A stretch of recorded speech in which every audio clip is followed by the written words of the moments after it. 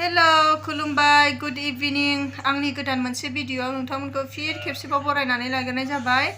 ओमफ्राय आसा खालामो नोंथांमोनहा गासिबो मोजाङैनो दङ। ओमफ्राय नै आंनाथ' हालोदा मोजां नङा। एकदम दिनै बांसिन गाज्रिसिन जाबाय आरोखि मैयानिफ्रायनो ओंखाम जाबोनो हायाखै आं ट्रेनावहाय एकदम दुरबल जाथारबाय। ओमफ्राय दासो रुम माने मोनफैनानै जोङो माबा दुगैखांबाय आरो नै खानाय सानायखाय आं जेबो फुनाखै क्रिमसिम।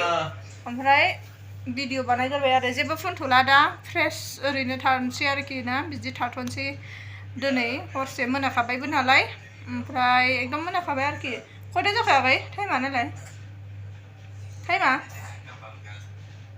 खयथा जाखो 7टा 4 जाखाबाय जाहैदों ना। ओमफ्राय आङो देलायला आरोखि दुगैखांबाय ओमफ्राय ड्रेसल' गाननानै दा ओमफ्राय जेबो मोखां सोखां क्रिम लायाखै आरोखि ना। ओमफ्राय मानि थाखाय दासो रुम मोनखो होमबा जोङो माबायावनो 11टा 10टा 30 आरो एसे लेट जादोंमोन बेयावनो जों स्टेसन मोनफैदोंमोन। ओमफ्राय बेनिफ्राय जोङो स्टेसननिफ्राय उबार बुक खालामनानै मा होनो बड'लेण्ड गेस्ट हाउसाव 12टा 12आव सफैदोंमोन आरोखि। बेनिफ्रायनो ओमफ्राय जोङो रुमखौ मोनगोन साननानै थाबाय थादोंमोन आरोखि। ओमफ्राय हजोंहाय सारमोनहाबो बा मेडाममोनहाबो रायज्लायहरगोन होननायखाय जों नेबाय थादोंमोन आरोखि जागोन खोमा खिन्थु जायासै मा खालामनो। ओमफ्राय जायनि थाखाय जोङो बे बड'लेण्ड गेस्ट हाउसनि एसे फैनानैहाय बेवहाय मोनसे हटेलाव थाबाय आरोखि। बेवहाय माबा रुमनि फिसखौ 3800 होनदोंमोन आरोखि। ओमफ्राय 3800 डाबल बेड बा आरोखि ना। ओमफ्राय जों सिंगेल बेड लानानै ओमफ्राय 1800आव जाबाय आरोखि ना। ओमफ्राय दा माने बड'लेण्ड गेस्ट हाउसाव मोनसेबो रुम खालि गैया। ओमफ्राय जोंनि नामावहाय रुम बुक खालामनाय जायाखै होनबाय आरोखि ना। बेनि थाखायनो जों उफाय गैया फैनांबाय।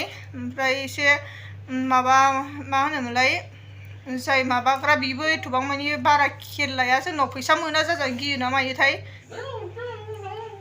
मानो होनबा जों बांसिनानो बड'लेण्ड गेस्ट हाउसफोराव थाफैयोबा फ्रि बिदि थाफैनाय जायो आरोखि ना। ओमफ्राय बांसिनानो सिगांनिफ्रायनो फ्रियानो थाफैनाय जायो। ओमफ्राय फ्रि थायाबाबो ओमफ्राय जायफोर जोंखौ दायथ' लादों बिसोरनो जेनेबा फिसफोरखौ होनाय जायो आरोखि। दा बेफोरनि खेथ्रआव जोंनो बांसिन माबाखौ रुमखौ होनो बानाय बायदि खालामो आरोखि ना। ओमफ्राय मा होनो जेनेबा जोंथ' बेबायदि नङा जेनेबा दस्रा हराबाबोथ' जों थादों हिसाबै जोङो फिसखौथ' होखानांगोन ना बेबायदि आरोखि। बेखौ मा सानो मिथिया आरो सिगाङावबो जोङो फिसखौहाय खेबसेबो बिदि खालामफेराखै। बेखौ लोगो मोननायाव खेबसे फार्स्ट टाइम जों फिसखौ नोंसोरनो होनांगोन नांगौबा नोंसोर फैसाखौ बिनानै लाहैफिन बिदि होननायाव जोङो गासिबो फिसखौ जोङो माबा होलांजोबखादों आरोखि। ओमफ्राय थेवबो एसे जोंखौबाथाय एसे आलदा खालामनो नागिरो आरोखि ना। ओमफ्राय जों रिकुवेस्ट खालामबाय थादोंमोन जेनेबा रुमखौ मोनसेसो माबा एरेन्ज खालामना होदो होननानै। ओमफ्राय एकदम गैथारा बिदि होनथारबाय आरोखि ना। थ' दे दिनै गैयाबाबो गाबोनहाय माबा मोनसे खालामदो गाबोनबो नायनोसै रायज्लायग्रोनांगोन नायग्रोनांगोन बेबायदिसो होनबाय आरोखि ना। थ' मा जायो नायनोसै। ओमफ्राय नोंथांमोननो देखायनो नाजानोसै आरोखि ना आङो। जोंथ' फैसाखौ होआ बिदिथ' नङा आरोखि ना। जेनेबा फैसा मोना बायदि खालामनो नागिरो जोंनावहाय।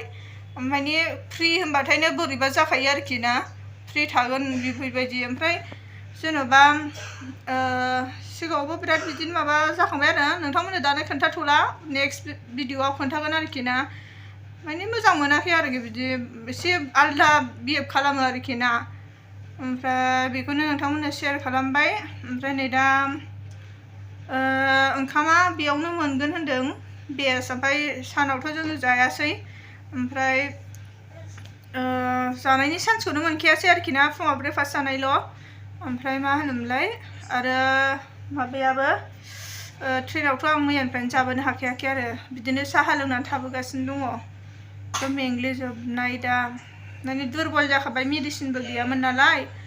ओंखायनो आरोना मेडिसिना जेनेबा हजों क'क्राझारावनो मोनो दानिया खिन्थु डक्टर लिरना हरनायनि अभार टाइम जालांबायमोन आरोखि। आं मेडिसिनखौ जानो हाला बेबायदि जाबायमोन आरोखि ना। ओंखायनो दा मेडिसिन जायाबा दुरबल जायो बिसिबां माने मास मोननैनि जायगायाव आङो 8 मास एक्सट्रा मुलिखौ आं मिलायनानै जाबाय थादोंमोन ओमफ्राय बेखिनि समाव आङो मोजाङै दंमोन आरोखि ना मेडिसिनखौ मिलायनानै जानाय टाइमाव ओमफ्रायथ' दा एथ' गोबाव जाबाय एथ'बां माबानो हाला आरोखि ना मिलायना होनानै जानो हाला आरोना ओंखायनो जों दा चेकआपआव फैनो गोनां जाबाय आरोखि मा होनो गाबोनहाय नायफिनसै आरोखि ना जोङो मा होनोमोनलाय बड'लेण्ड गेस्ट हाउसाव रुमखौ मोनगोन ना मोना ओमफ्राय आङो होनदोंमोन जेनेबा जोंना बे कैलाश कल'निनिफ्रायसो एम्स हस्पिटाला खाथि जायो ओमफ्राय मा होनोमोनलाय फिसाबो बाहाय एसे खम लानाय जायो नालाय ओमफ्राय बेयाव हटेलावबा नोङो बहुत फैसा थांगोन आरोखि सानसेयावनो जेनेबा 1800 आरो दैयाबो 40 थाखा मोनसेयाव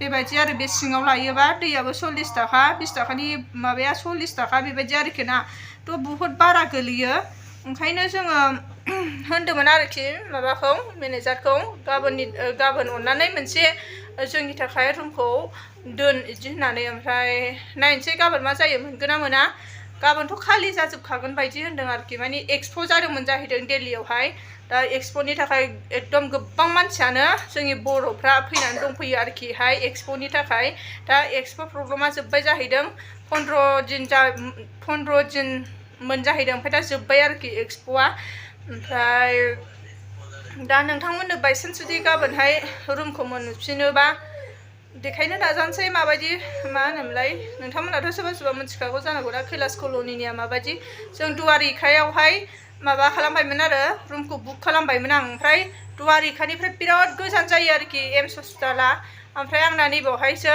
दा कैलाश कल'नियावनो मोनसे डक्टर लारफेर दङ बेयाव ब्लाड टेस्ट खालामग्रा आं बेयावनो कन्टिनिउ 2017 निफ्रायनो आङो बेयावनो ब्लाड टेस्ट खालामगासिनो दङ ओमफ्राय आं बेलेगनि सिस्टेमफोरखौ मिथिया नालाय जेरावहाय बानायबाय थाग्रा बेयावसो इजि जायोना ओंखायनो आङो माने बे जायगाखौ गालांना थांनो बादों आरोखि मानो होनबा बेलेगावबा माबायदि सिस्टेम आरो नागिरबावनांगोन हस्पिटालखौ आरो ब्लाड टेस्ट खालामग्राखौ नागिरबावनांगोन ओरैनो बिराद दालालिफोर थायोना ओंखायनो मा होनोमोनलाय जों मिथिखानाय आरो आंना बेहायनो सिगांनिफ्रायनो माबाखानाय नालाय रेजिस्टार जाखानाय दङ आरोखि ना माबाया फन नाम्बार आंनि नाम बेफोर आरोखि आंनि डेट अफ बार्थ ओमफ्राय आंनि फन नाम्बार होबानो बे आंनि डक्टर लारफेरनि माबायावहाय आंनि माबाया खुलिगोन आरोखि बेबायदि मोनसे माबा खुलिनानै दंखायो ओमफ्राय कैलाश कल'निनिफ्रायसो एम्स हस्पिटालाबो खाथि जाखायो दुवारिखानिफ्राय बिराद गोजान नोंथांमोनहा माबायाव मा होनोमोनलाय मेप्सआव नायनो हागोन जेनेबा बेसेबां गोजान जायो बेसेबां डिफारेन्स आरो बिराद खस्थ' फैनांगोन आङो देहायाथ' मोजां नंखाया नालाय